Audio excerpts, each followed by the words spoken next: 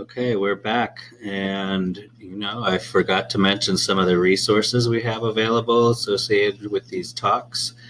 If you are interested in any of these products to help protect you and your family from COVID-19, I am offering access to my online supplement dispensary.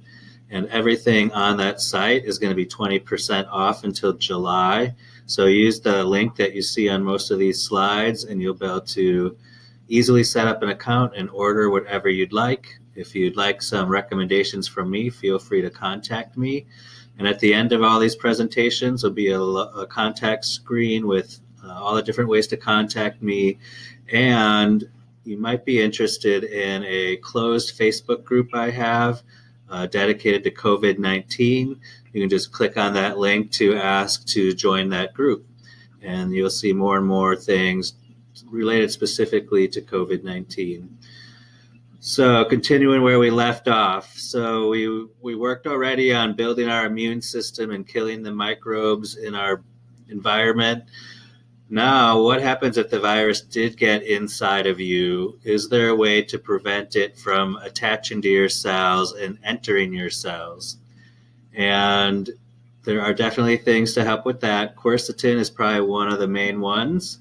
That is a herb that works specifically in the lungs. You can kind of think of it as a coating of the cells in your lungs to make the outside of the cell more slippery, so things literally can't stick to it.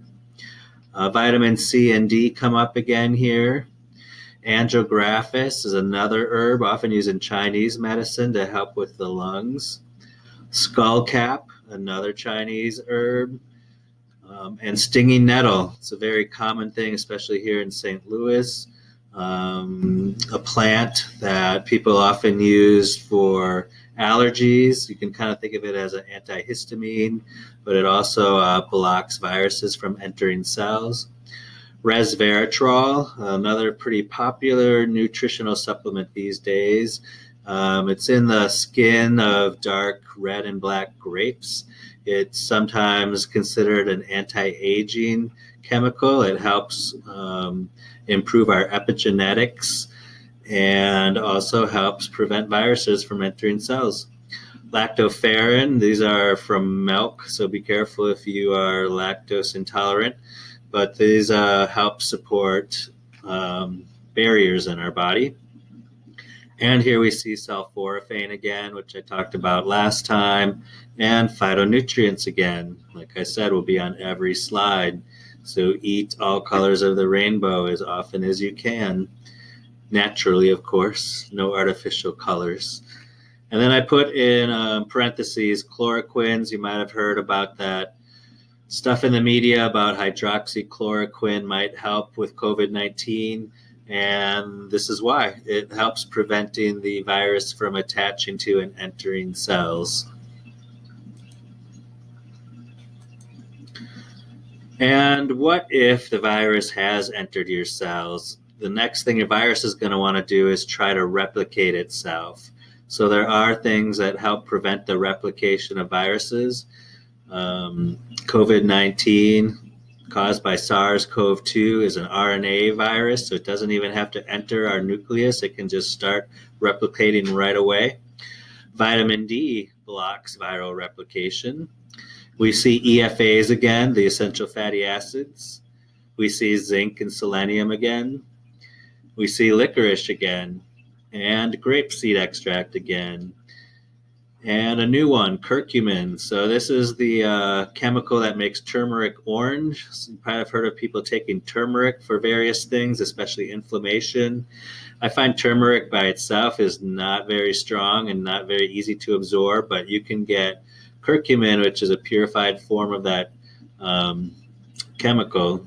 And it's very good for inflammation, but it's also very good at blocking viral replication.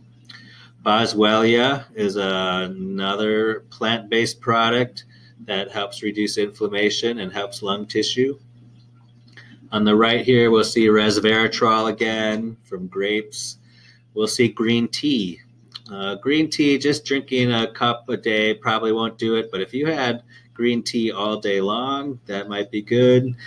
I always remember my Chinese herbal teacher. He said, there is no perfect beverage on the planet except green tea. So there's many benefits to them, and here's one of them. Phytonutrients show up again, and then some new abbreviations. ALA stands for alpha lipoic acid.